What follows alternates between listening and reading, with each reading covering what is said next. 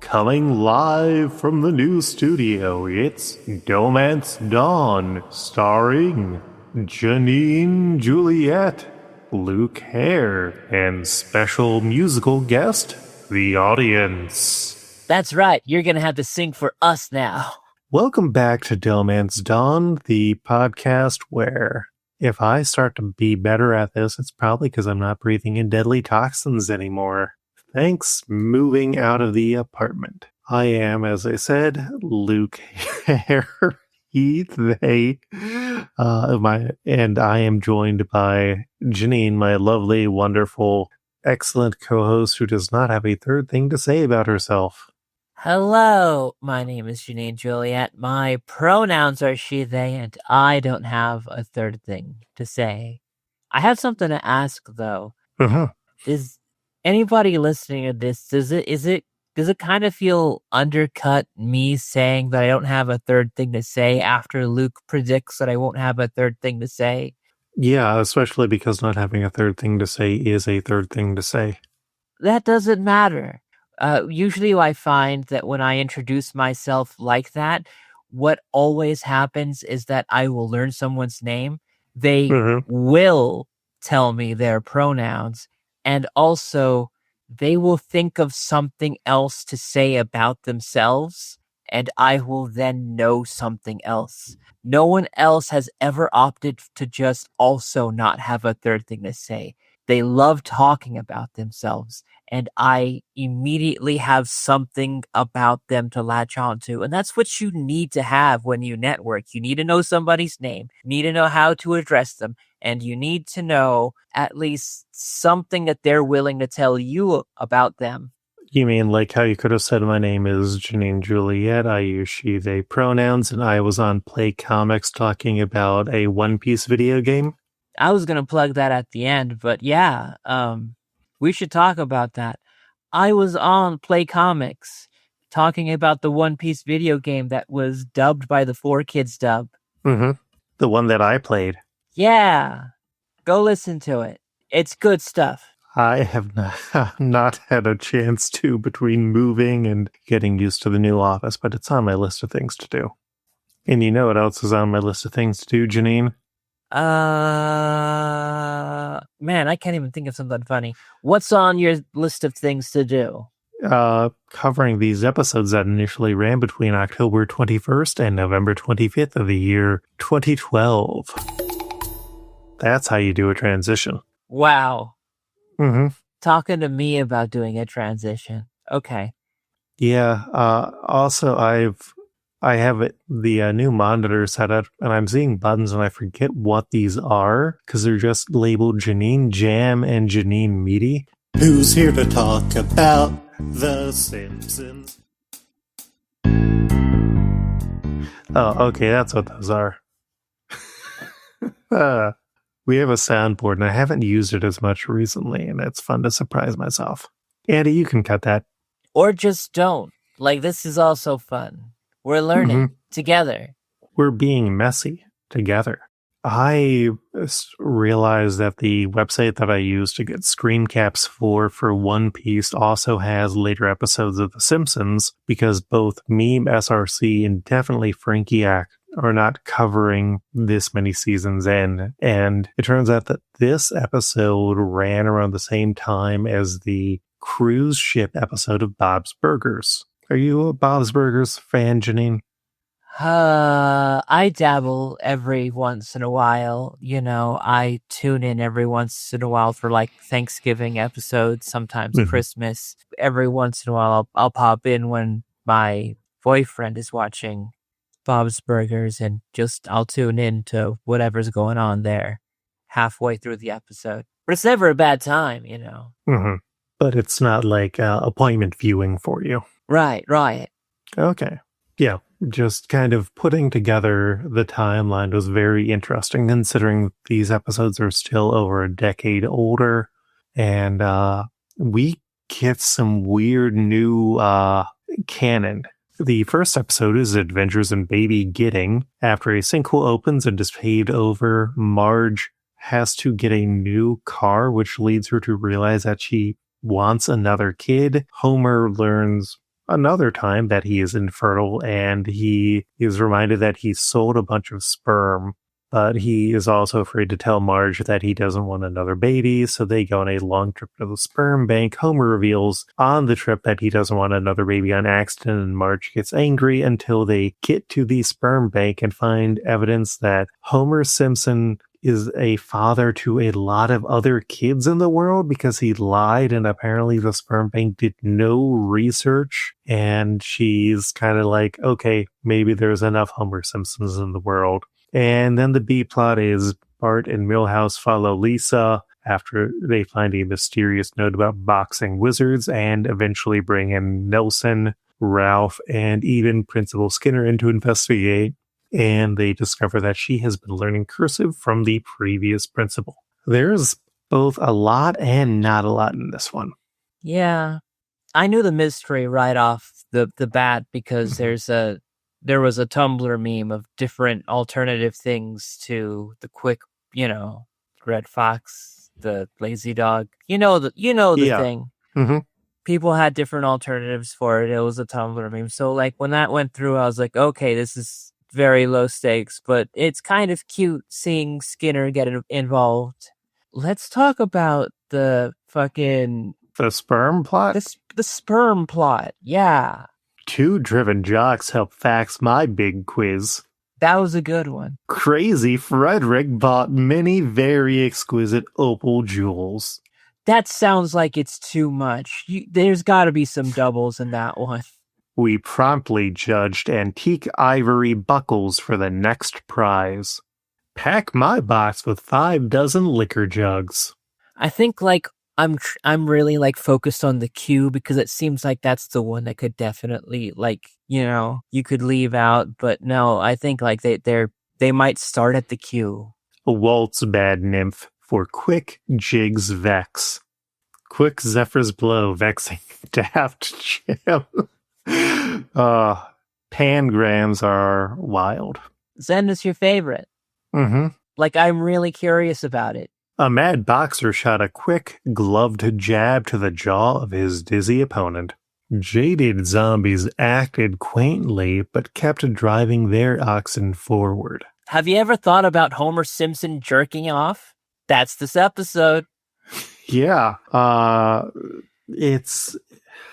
It is not the weirdest animation domination show that has done an episode about trying to steal sperm or trying to get sperm in a sperm bank. Sperm bank heists. Mm-hmm. Because it also happened in American Dad, which I think did a better episode overall. A funnier episode too. Yeah, the B plot really is just kind of, we're going to keep adding more people into this gag, and there's definitely some interesting relationship stuff in the A plot, but it's just kind of it fizzles out in a way where I'm not satisfied by Homer having fathered a lot of kids. Also, I kind of feel like it is very dismissive to Maggie the baby to be called not the baby. Mm-hmm. Where is her plot in this episode? She doesn't walk, so she can't be near 2 years old yet. Time is a flat circle. The second episode is Gone A.B. Gone. Homer wins a lawsuit and ends up putting the $5,000 in an online poker account. Lisa gets hooked on online poker and makes hundreds of thousands of dollars, getting to plan ahead in her future, but then Sideshow Bob wins against her. She loses it all. Bart reveals that he was Sideshow Bob, but then the website took the money away because they are both children, which raises a lot of questions there. And then the A plot is Homer goes to visit Grandpa after missing his birthday. They find that he is missing. They follow clues to a biker bar and discover that he used to work at the bar when it was more of a classy joint where he wrote songs. Rita LaFleur, a singer, was sweet on him, and they learn that she's actually married to him because in the past, after they quit working the bar, they were a music act together, and Abe actually proposed when they got married.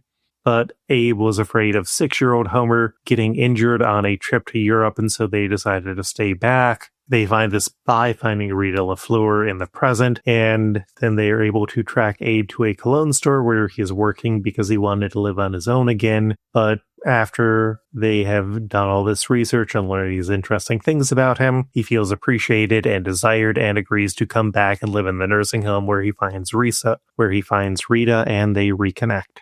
Well, what a swerve. Yeah, I mean, I like it and I don't. Like, it feels like it is definitely doing a lot of heavy lifting to bringing this character and like having a lot of the background set through the entire thing. And just it takes a while, but then I kind of accept it, and then they kind of make a bit of jokes at heroin use, I guess. I don't know. Overall,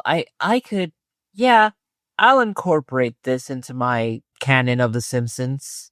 Weirdly, she only appears in one more episode years later.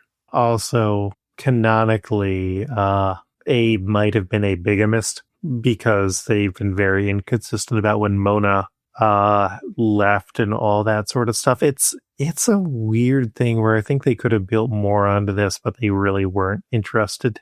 It's not the worst Abe getting a second family plot, but they do work around Homer too much in a way that I feel doesn't make sense, and they just kind of have to lampshade it with he has a lot of brain injuries. Yeah? Yeah. All right. Anything else on this one? It was good seeing Jennifer Tilly. And her friend Chucky the Muppet.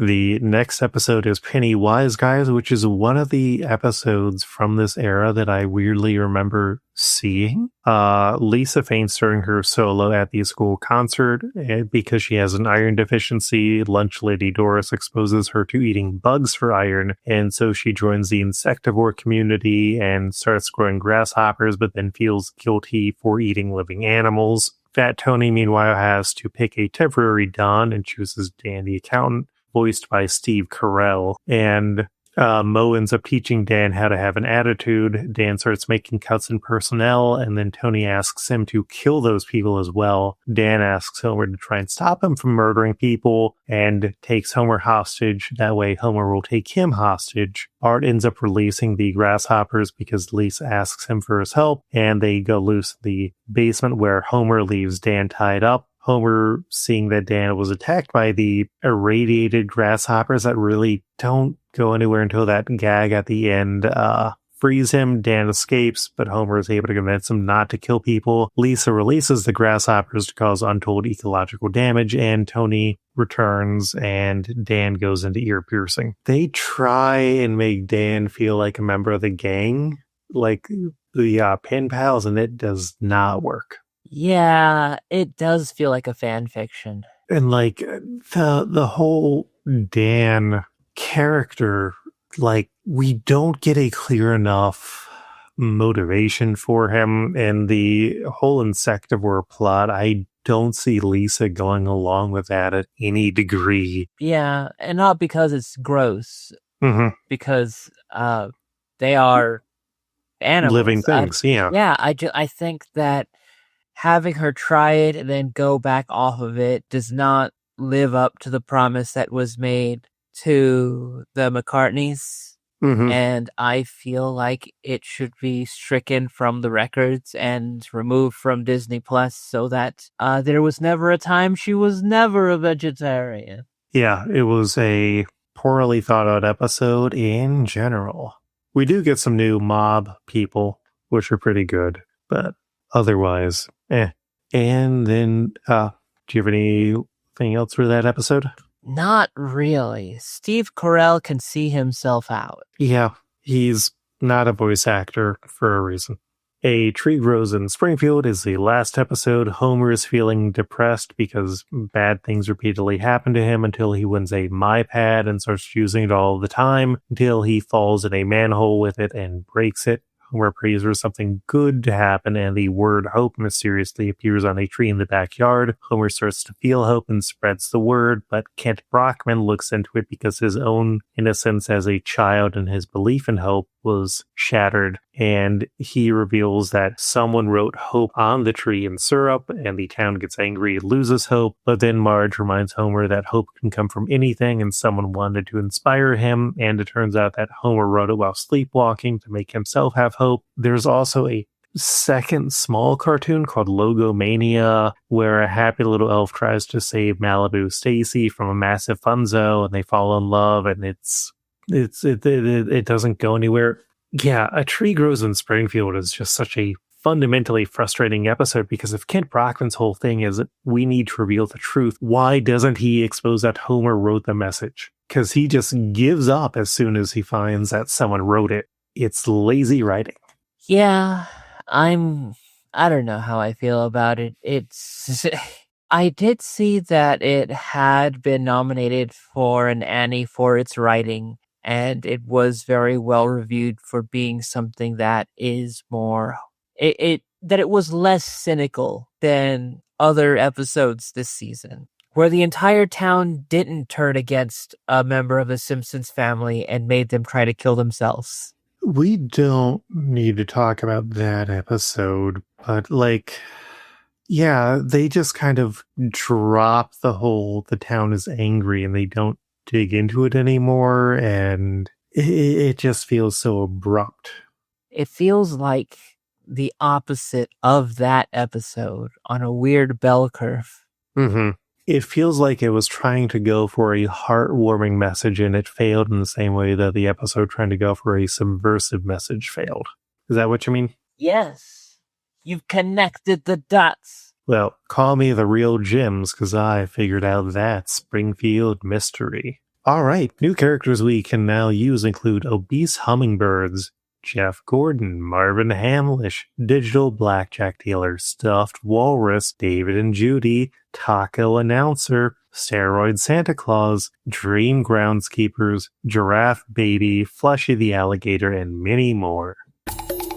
All right, the episodes of One Piece we are covering this week are numbers 569 nice through 574. Are you ready? Yes. These titles include Revealed Secret, The Truth of Ancient Weapons. The crew is surprised. The new Marine Fleet Admiral. I love sweets. The Emperor Big Mom. Grand prospects. A trap that waits in the new world. Finally set sail. Goodbye, Fishman Island. To the new world. Aim for the strongest sea. So after the defeat of the new Fishman pirates, Neptune decides to let the humans run free, and then he's like, well, I guess we also made a mistake by having the Fishman district be a lawless place that had no natural lighting in it, and he's like, okay, you're all no longer allowed to live down there. No one's allowed to live down there, and I guess all of you are going to be conscripted into the military. Great job.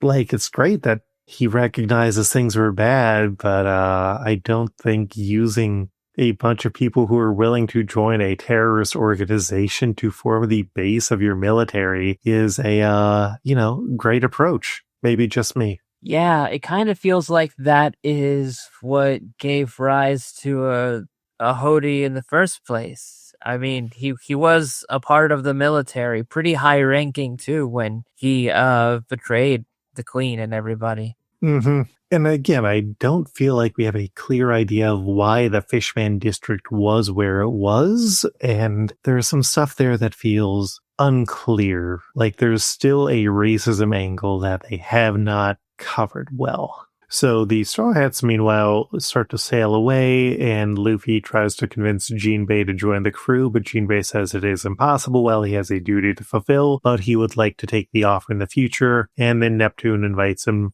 to the banquet he promised them earlier. The new Fishman pirates and Vanderdecken are arrested, and the Kraken hauls Wadatsumi away. Hey, Janine, you know what it is? What is it? Dun, dun, dun, dun. I don't know if the anime actually brings about the return of Wadatsumi. Watch. But Wadatsumi will return. Huh. Uh-huh. Okay. So the Straw Hats have a big celebration with lots of drinking and a long musical number, which is an excuse to pad out the episode. to really pad out the episode. To just save some money on animation and pad out the episode. Robin takes time away to talk with Neptune, and she asks who Joyboy is. Janine, you know what this is? Dun, dun, dun, dun. Rawr. It's a Joyboy watch. Joyboy is someone who you're still learning about in modern One Piece. Holy shit. Okay. She mentions that the pony glyph that she had found in the sea forest mentioned him apologizing to the princess of the island during the Void Century because his promise would be fulfilled only in the future, and this is tied to Noah and the ability to speak to sea kings because the princess is one of the ancient weapons known as Poseidon, along with the other two, Pluton and Uranus. And while they have this conversation, they are overheard by Caribou, who realizes that he has learned some important stuff. Janine, is this the first time you've heard about the Void Century? No, it's been mentioned before. Okay, right. Because we also heard about it on Skypiea. Yeah. And also in Alabasta. Yeah, we're putting pieces together. Pieces that are still being put together nowadays.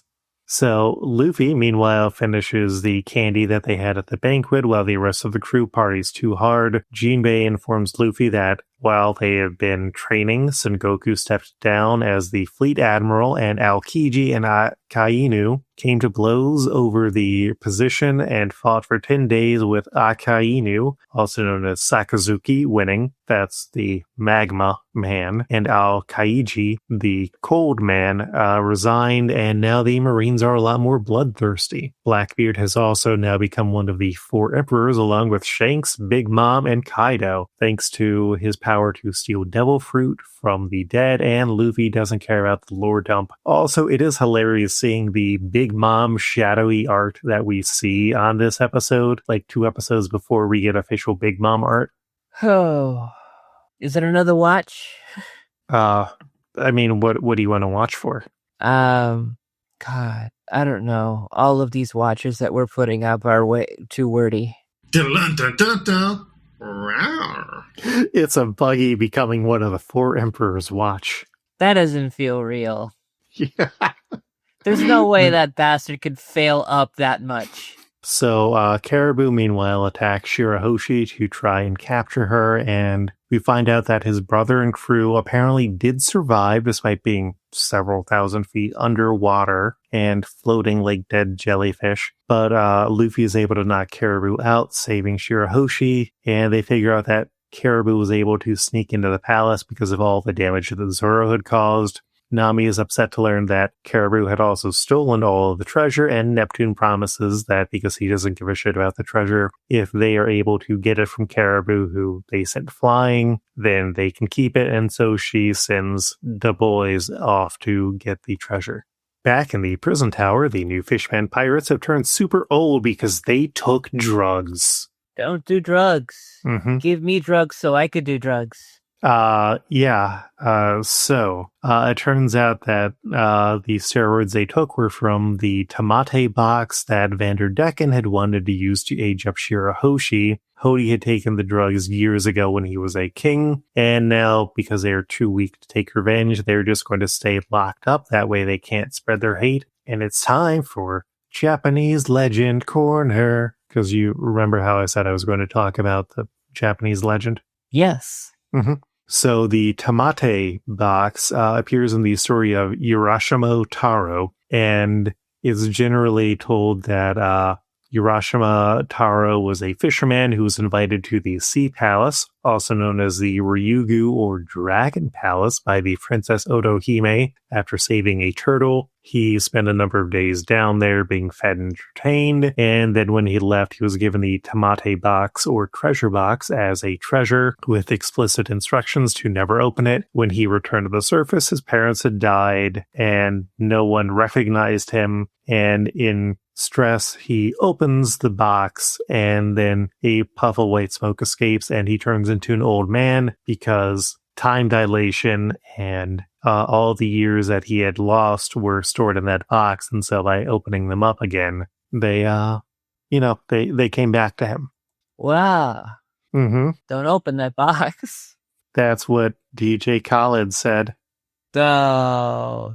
If I remember, there was a connection to Blastoise somewhere here, but I don't remember enough of that right now, and we've got a long episode to do, so, yeah, that's been Japanese Lower Corner. Meanwhile, the candy factory was destroyed. We remember when the candy factory was destroyed, and they don't have the candy to pay for protection from Big Mom. Unfortunately, Peekums, who is representing Big Mom, is upset about them not having the candy. That's when Luffy, Zoro, and Sanji, after taking the treasure back from Caribou, stumble into them. Luffy talks about how much candy he ate, and Peekums is ready to attack until he is stopped by his partner, Baron Tamago. Peekums looks like a big old cat man, and Baron Tamago looks like a big old egg man. An egg, the symbol of life, and they point out that the candy that he ate belongs to Big Mom in exchange for protection, and without it, they are going to let some, it would be a shame if some injury came to the island, which pisses off Luffy. We find out that Big Mom, aka Charlotte Linlin, was looking forward to eating the candy as part of a tea party in 4 days. She also just seems to eat people and revels in destruction when people do not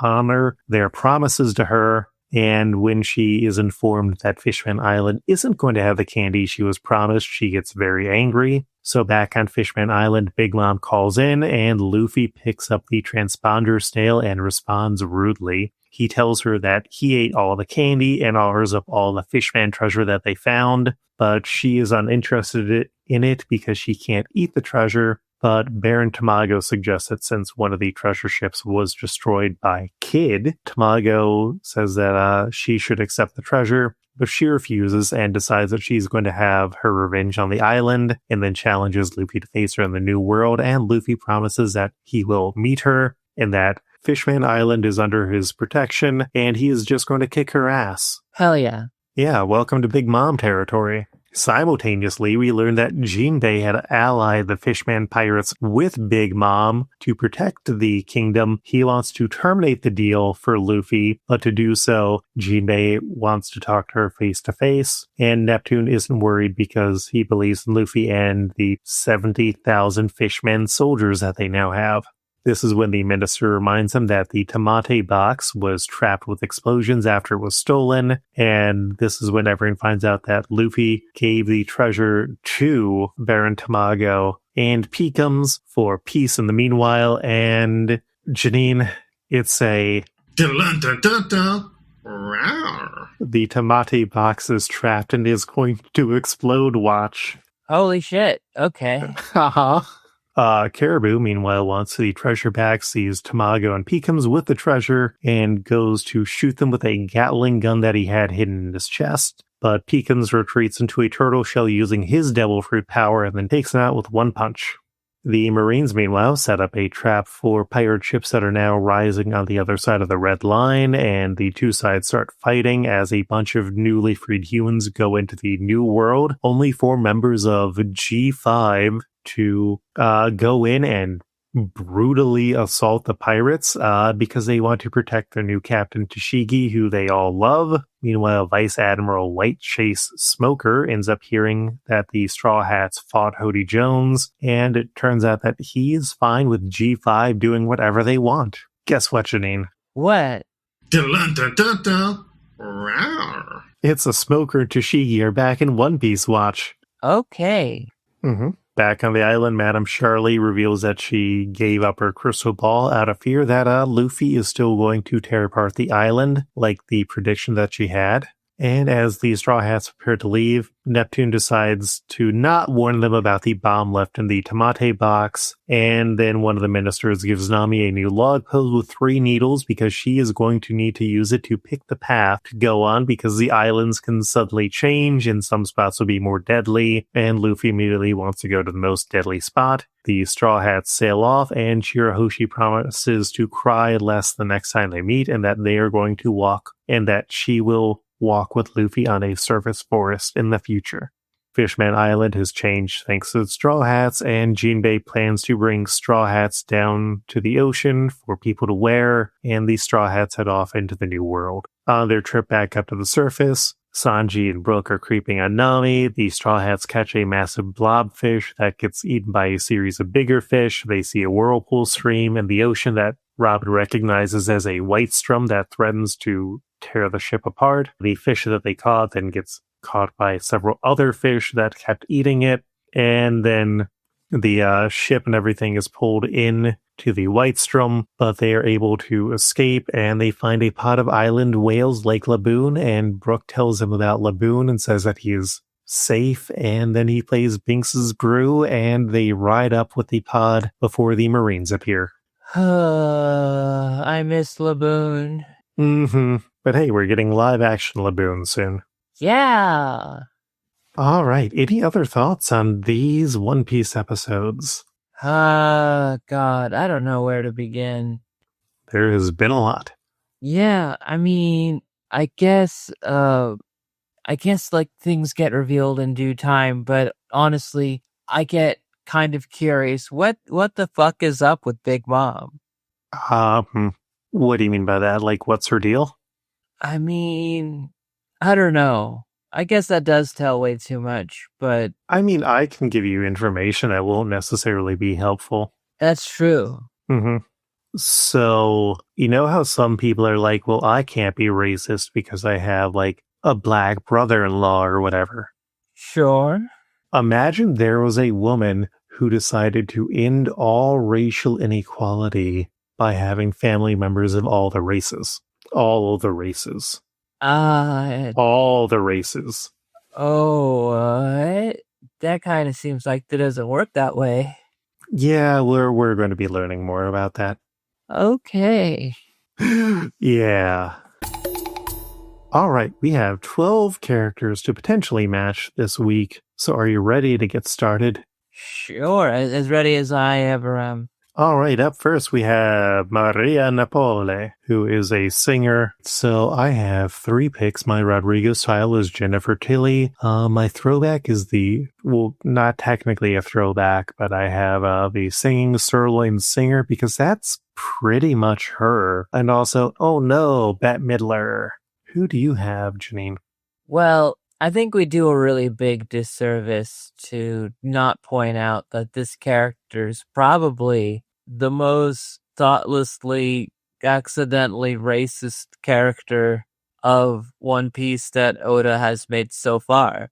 No. We can maybe say the most thoughtlessly designed character with a name. Whoa, okay. Are you forgetting Buggy's unnamed Sambo pirate? Whoa, no. Uh-huh. Anyway, it makes it frustrating. Yeah, you forgot about him. Yes, I did. Probably for the better. Mm-hmm. They colored him differently in the manga. Okay. Yeah. I guess that's a little better. 4Kids also edited him. Good. It should have not been anyway. So this character is very frustrating because we do have a jazz singer that would have been good for this if the design, I feel, was a little bit better. Anyway, Lurleen Lumpkin. I don't know. I panicked. Is that your only pick? Yeah, I only got one pick for a lot of these, but do we want to use Singing Sirloin Singer here? Yes. I do like that one. All right. We then have Blakey, the drummer for the group. I had also initially thought, we could use the fat lady from Bart the Genius, but we used her years ago because we've been doing the podcast for a while. Who do you have for Blakey? I have Marcus Le Marquez and Ringo Starr. Who is Marcus Le Marquez? He is a jazz musician who was featured in the episode Jazzy and the Pussycats. One of that long line of characters. My Rodrigo style here was car dealership Stan. My throwback was the bullfighter from Carmen. And then I also had Ringo Starr. I think it's hilarious to use Ringo Starr, this incredibly forgettable character. Yeah. Hell yeah. Welcome to DohMance Dawn, Ringo Starr. Now come on the podcast. And then last we have Miles, who plays the trumpet. My Rodrigo was the T-Sand repairman. My throwback was marching band trumpet player, and then I also had the decoy trumpet from the Albuquerque Isotopes episode where he is the only thing in the room when Homer tries to show that they were going to move the isotopes. Who do you have for Miles? I have DeFonso Palmer. He was also another jazz musician, but this one is a trumpet player. Do you mean DeFonso Skinny Palmer? I think so. I like how my brain is like, no, it's not just DeFonso Palmer, it's DeFonso Skinny. And who else do you have? That's it. Only one? I was pretty confident that I got somebody who played the trumpet and did not think that you would be able to find one. But you did have 3, so hey. I had 2 trumpet players. Yes, I see now. I'm going to use DeFonso Skinny Palmer, though. Hell yeah. Definitely send in the trumpets. Dun, dun, dun, dun, dun, dun. Janine. Yes. Guess what we're getting this Saturday? What are we getting? 3 new Pokemon. Wow. Janine, you know what you get to pick from at the start of the new Pokemon game? What's that? 3 new Pokemon. Oh, beautiful. I forgot about the soundboard clips that I had, and now that I remembered, it's like... There's no telling what he has still. I mean, I have one more, but it's not necessarily going to work. Or you may or may not recognize it. I'm gonna kill you. Do you recognize that clip? Yeah, it's from Frontier Society. Or at least it's in it. Mm-hmm. Yeah, that's from the original comedy clip. Frontier Psychiatrist is a great song. I'm exposing so many jokes. All right, it's Peekham's time, and you know what, Janine? What, Janine? We got 3 suggestions. Mike P suggested Disco Stew, Asimov Fangirl suggested Disco Shrew, and Reverse Eye Patch suggested Krusty the Lion from the Island of Dr. Hibbert. Damn, those are good. My Rodrigo style is Spiro Papa da Constantigas Gianna Papalis.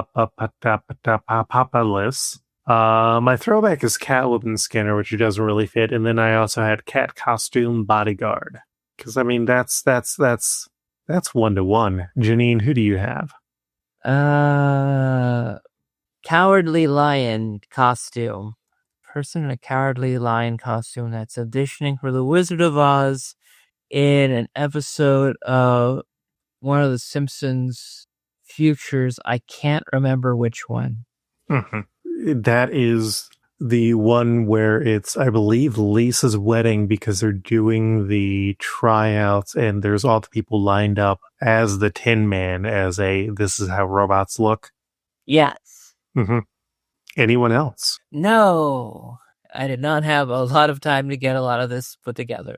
But that's fine, because I usually either come up with something that's really great, or we have plenty of other things to pick from with your wonderful choices. Oh, thank you. I do like the idea of using the Skinner bodyguard, or the Quimby bodyguard, just dressed as a cat. But I also think we could use Disco Stew here. Would it be that much of a difference to use Disco Shrew? Peekham's is a 5-star character. Like, I'd feel fine using full-on Disco Stew, which is a sign of respect for Peekham's. Peekham's is a good kitty, Janine. I don't know. I guess I would feel better if I knew there was a Shrew fruit. So you remember Beppo? Yes. Peekham's and Beppo are part of the same race of animal people. Oh. Because Peekham's devil fruit turns him into a turtle. Interesting. Mm-hmm. So there are going to be opportunities. That was a little clunky, but I got it. Yeah. Okay. Well, man, if you think that this guy has a Disco Stew, then I guess, but... All right. I mean, Mike believes it, and we also had 2 other people react in support. All right. Up next, we have Tamago, a character who I immediately swore at myself in the past for wasting the Cirque du Puree Ringmaster on, because it would have been perfect. Who do you have for Tamago, Janine? I had Spiro Papadopoulos Consta Giannopoulos Papadopoulos. My Rodrigo was Father Mike, who Father Mike is going to make an appearance because Father Mike is such a weird, great gag. My throwback was Chicken Homer from the Hansel and Gretel Treehouse of Horror, where Homer just has chicken legs at the bottom because Janine, would you like some information? Sure. Tamago's power is just really fucked up. Okay. And then my last one was the egg magic egg. But I kind of like Chicken Homer because then we can also imagine him speaking French. Oh. Can you imagine a man speaking French? You know, the funny thing is that looking at this image gallery of different things that you have up here, I could have sworn that you were going to say the artist Vincent Price on the box of Egg Magic, but you instead chose the egg. Let me see. I mean, if it was the Vincent Price, I'd have gone for it, because, like... Do you want to split credit on Vincent Price? Sure. I mean, he did play Egghead on Batman. That face on this guy's body, like, already making me come. All right. We then have Charlotte Linlin, aka Big Mom. I am fine if we end up tabling Big Mom right now, but I am interested to hear if you have a pick for her. I have a Rodrigo pick, and that is Meredith Milgram. Honestly, I do feel like we should table this, especially because I do know that she's pretty big. Pun kind of intended, but and I would love to hear what our small little community would have to suggest. Yeah, so we will open Big Mom suggestions, even though we aren't going to get to her for a while, or it will be a while before she comes back. But if next episode you want to give us some Big Mom ideas, well, not next episode, but send your Big Mom suggestions in, and we will save them for our next slow episode. In the Big Mom time capsule. My Rodrigo was 83 Hugo. My throwback was Mother Dexter, and then my normal pick is Brandine Spuckler as a woman who also has a lot of children. And Big Mom can also be hot. Don't be so doubtful, Janine. I see that look on your face. I don't know. Maybe she's already lovely how she is. Maybe she's a throat goat. Christ. Janina Bell. So we are tabling Big Mom. Up next, we have Charlotte Pudding. Charlotte being their family name. My Rodrigo's pick was Rita LaFleur. My throwback was Jinda. And then I also had Darcy. Who do you have for Charlotte Pudding? Jennifer Tilly. I feel very confident about Jennifer Tilly. I think that she has very Jennifer Tilly qualities. I think that if she's in the live action, Jennifer Tilly should play her. Even though Jennifer Tilly is like at least 40 years older than her? Yeah, she's gotten a lot older. But I still remember her from like the 90s. I wouldn't be opposed to tabling her because she is going to become more important later on. But alternately, I could push for Rita LaFleur or Jenda if we wanted to make a choice now, but I don't think we need to. If we don't need to, then we shouldn't force it. Wow, what are you, me trying to decide if I should eat another dessert? All right, then we have Nitro, who is a goo in a fedora. Like all people in fedoras. My Rodrigo pick was Thad Super Sperm, because I think that face on that goo is 100% a Nitro. I also had Slug Millhouse and Space Mutant. Who do you have? I have Space Marshmallow, the thing that Homer eats to become the Blob. its name is actually Space Marshmallow and is a Simpsons tapped out character. It's so weird. I mean, it's not the first time that they've retroactively named a character a different thing. I mean, they did that with the blue-haired lawyer. Yeah. I was gonna like directly call him his name, but then I was like, oh, actually, I only know him as the blue-haired lawyer too. Yeah, I think it's one of those names where where you don't use the government name. Can I sell you on Thad Super Sperm? I would feel better going with Slug Millhouse before Thad Super Sperm to a BH. Let's go with Slug Millhouse then. Hell yeah. All right, we then have Bobbin, who's a little freak wearing a mask. He looks like a piece of Swiss cheese. He's a fancy dandy boy. Who do you have for Bobbin? I have Pie Man. Mm-hmm. Homer's alter ego that solves crime with shenanigans ensuing. Who do you have? My Rodrigo style is Marvin Hamlish. My throwback is Todd Mask Rod. And then I also had the Ape Bank Teller. I really like Todd Mask Rod. I love Todd Mask Rod. All right. Then we have Napoleon, who is Big Mom's hat. My Rodrigo was the Barney Blimp, and I feel like it would just be Barney's head on this instead. I also had Carl's pyramid hat, and then the skull calling card that Big Daddy leaves. Who do you have for Napoleon? I found a character that is hat themed, that is an organized crime, and it has a name in The Simpsons, or at least is named in The Simpsons as something. And that is the Hat. This character appeared as recently as The Housewives of Fat Tony, where he's seen on a FBI or CIA board and shown to be at the same level in Fat Tony's gang as Luigi Risotto, who I thought was clean this whole time. And Frankie the Squealer. Yeah, I also opened up the Simpsons wiki. I'm not necessarily sure we have come across a good enough hat for Napoleon, or we have put enough thought into Napoleon. You know, this also sounds like a good challenge for everybody, because I think that there are hats. Right off the top of my head, I could think about Homer's nacho hat. Or Bart's red hat that he sometimes wears. Yeah, but, you know, as funny as some of these are, you also help us find the right hat for Big Mom. Yeah.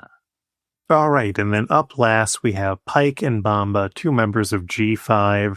My Rodrigos for them were Kenny the Problem and Joey the Arsonist. My throwbacks were Melon Beefeaters 1 and 2. And then I had Pike Manager Mo and Executioner Wiggum from the Henry VIII episode. Who do you have for Pike and Bomba?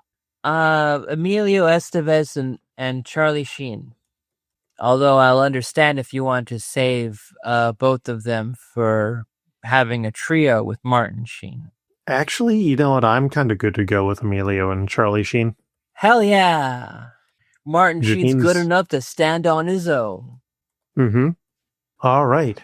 So, our Maria Napoli is singing Sir Lynn Singer. Our Blakey is Ringo Starr. Our Miles is DeFonso Skinny Palmer. Our Peekums is Disco Stew. Our Tamako is Vincent Price. Our Charlotte Linlin, Charlotte Pudding, and Napoleon are all tabled. Our Nitro is Slug Millhouse. Our Bobbin is Todd Mask Rod. Our Pike is Emilio Estevez. And our Bomba is Charlie Sheen. Janine. Yes. We got those matched. We sure did. I was going to say, and in record time, but honestly, that is not true. I mean, we're doing pretty good. We're like 5 minutes over the hour unedited right now. That is a good look for everybody else to find out exactly how much has been edited out. I mean, I trust Andie to edit out all the rants that I have. Another 20-minute episode. Thank you, Andie, for making this episode sound much better than it would be if I had to manually edit. All right. Janine, do you know what we are doing next episode? What are we doing next episode? We're going to the movies. Ooh. for One Piece Film Z. I hope we have guests. We're going to have 3 guests. What? We're going to have the 3 hosts of Has to Do with Spider-Man, I think. One of them who is a big One Piece fan, but who hates the anime, and then 2 who are getting into One Piece for the first time. And you know what else we're getting?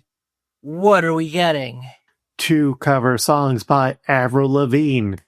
It's like Christmas in whatever month this comes out in. Hopefully you joined us for the Discord screening of One Piece Film Z that we did last week. By the time you're listening to this, sorry. Time has been very wild as I've been moving. No, I understand I don't need to apologize. I just still feel obligated. Okay, I hear you. Yes. No, Your mom and I still love each other. This doesn't have any... Go to your room.